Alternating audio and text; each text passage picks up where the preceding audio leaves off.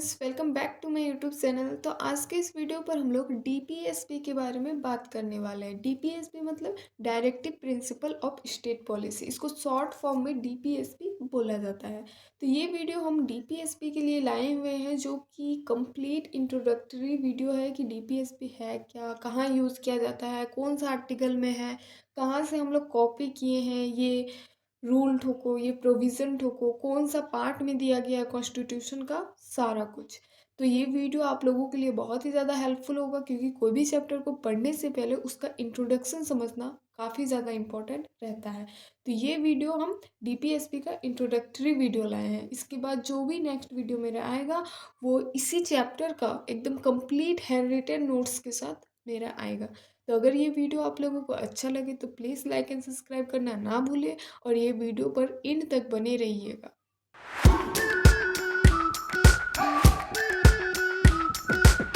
तो चलिए फटाफट से जो हम लोगों का चैप्टर है उसको हम लोग स्टार्ट करते हैं। तो डीपीएसपी एक्चुअली में है क्या? डीपीएसपी एक्चुअली में है क्या? देखिए, जैसे हम लोगों का फंडामेंटल राइट्स होता है ना, कि ह्यूमन बीइंग्स को कुछ अपना आज़ादी मिलता है कि भाई तुम ये आज़ादी है, तुम ये कर सकते हो, तुमको पढ़ने का आज़ादी है, तुमको बोलने का आज़ादी है, तुम किस धर्म से बिलोंग करते हो, तुम किस धर्म को मानते हो, ये सारे आज़ादी है। तो उसी तरह डीपीएसपी में भी बहुत सारे ऐसे प्रोविज़न दिए हुए हैं जो कि ह्यूमन बींग्स के लिए है, लेकिन कुछ कुछ डिफरेंस भी है डीपीएसपी में और फंडामेंटल राइट्स में। डीपीएसपी जो है वो नॉन जस्टिसिएबल है, मतलब कि अगर गवर्नमेंट डीपीएसपी आप लोगों को ये नहीं करती, प्रोवाइड नहीं करती, तो आप लोग सुप्रीम कोर्ट नहीं जा सकते हो कि हम लोगों को गवर्नमेंट डीपीएसपी नहीं देती है।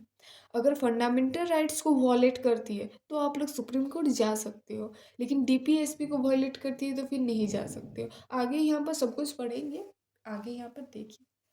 देखिए, the directive principle of state policy are enumerated in part 4 of the constitution from article 36 to 51। हम लोगों का जो डीपीएसपी है ना, मतलब कि directive principle of state policy, ये हम लोगों का कॉन्स्टिट्यूशन में कहाँ दिया हुआ है? तो पार्ट 4 आर्टिकल नंबर 36 टू 51 में दिया हुआ है।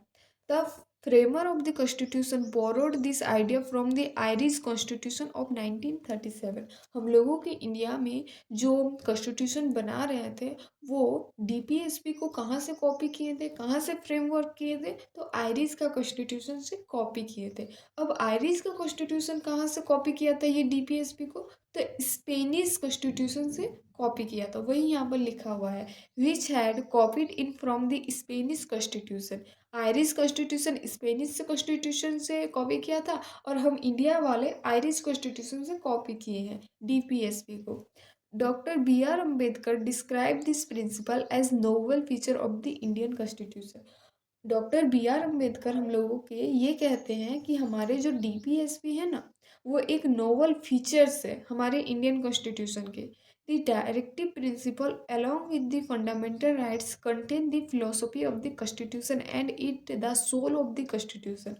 वो कहते हैं कि जो हमारे डीपीएसपी है ना, डीपीएसपी में कई सारे ऐसे प्रोविज़न दिए हुए हैं जो कि फंडामेंटल राइट्स में भी दिए हुए हैं, और उसी को हम लोग सोल ऑफ द कॉन्स्टिट्यूशन बोलते हैं। सोल ऑफ द कॉन्स्टिट्यूशन का मतलब, सोल का मतलब होता है आत्मा, आत्मा ऑफ द कॉन्स्टिट्यूशन। की हम लोगों का डीपीएसपी जो हो गया, फंडामेंटल राइट्स जो हो गया, वो हमारे कॉन्स्टिट्यूशन के आत्मा है।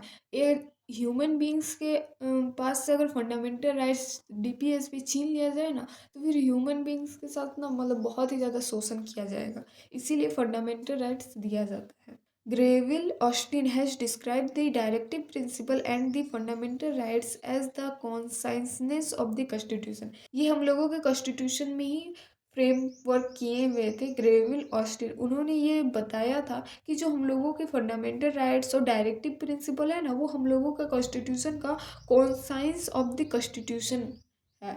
और यही जो चीज़ें हैं ना, यही सारी चीज़ें की वजह से हम लोगों का जो डायरेक्टिव प्रिंसिपल है बहुत ही ज़्यादा डिफरेंस क्रिएट करता है। मतलब कि स्टूडेंट के माइंड में ऐसा क्वेश्चन रहता है कि फंडामेंटल राइट्स में फिर डायरेक्टिव प्रिंसिपल में क्या डिफरेंस रह जाता है। तो अब हम लोग डिफरेंस को समझते हैं कि directive principle of state policy और फंडामेंटल राइट्स में क्या क्या डिफरेंस होता है। तो अब हम लोग समझते हैं फंडामेंटल राइट्स और डीपीएसपी का जो है डिफरेंस इन लोग दोनों के बीच में क्या है उसके बारे में। ठीक है। तो सबसे पहले हम लोग फंडामेंटल राइट्स का देखते हैं। फंडामेंटल राइट्स जो है वो हम लोगों का पार्ट 3 में आता है, लेकिन डीपीएसपी जो है हम लोगों का पार्ट 4 में आता है। सेकंड नंबर में है give civil and political rights. Fundamental rights हम लोगों को सिविल एंड पॉलिटिकल राइट्स देता है, लेकिन हम लोगों को DPSP social and economics right देता है। Granted by the COI. COI का मतलब होता है सेंटर ऑफ इंडिया।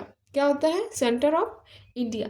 तीसरा नंबर पे लिखा हुआ है कि फंडामेंटल राइट्स हम लोगों का सेंटर ऑफ इंडिया से दिया जाता है, लेकिन डीपीएसपी हम लोगों का नॉट ग्रांटेड बाय सीओआई है। मतलब कि हम लोगों का सेंटर ऑफ इंडिया से वहाँ पर ग्रांट नहीं होता है, मतलब कि ये नॉन जस्टिसिएबल है।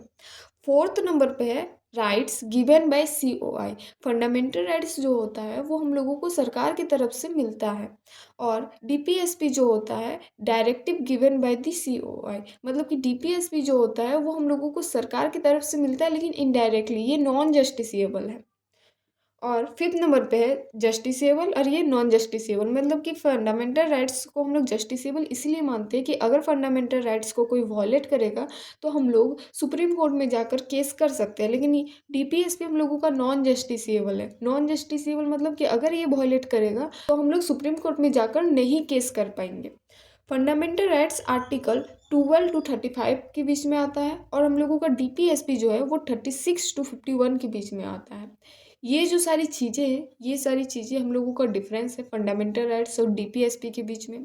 और ये जो इंट्रोडक्टरी पार्ट है वो बहुत ही ज़्यादा इंपॉर्टेंट है कोई भी चैप्टर को समझने के लिए। अगर आप लोगों को ये चैप्टर का जो इंट्रोडक्शन है वो अच्छा लगा तो प्लीज़ लाइक एंड सब्सक्राइब ज़रूर कीजिएगा। तो अब हम लोग मिलते हैं नेक्स्ट वीडियो पर, जो कि है हम लोगों का जो चैप्टर है डीपीएसपी का, उसका हम कंप्लीट हैंड रिटन नोट्स लेकर आएंगे और उसी के साथ हम आप लोगों को पढ़ाएंगे। ठीक है। तो अगर आप लोगों को ये वीडियो अच्छा लगे तो प्लीज़ लाइक एंड सब्सक्राइब ज़रूर कीजिएगा। अब हम लोग मिलते हैं नेक्स्ट वीडियो पर, तब तक के लिए tata bye bye, see you.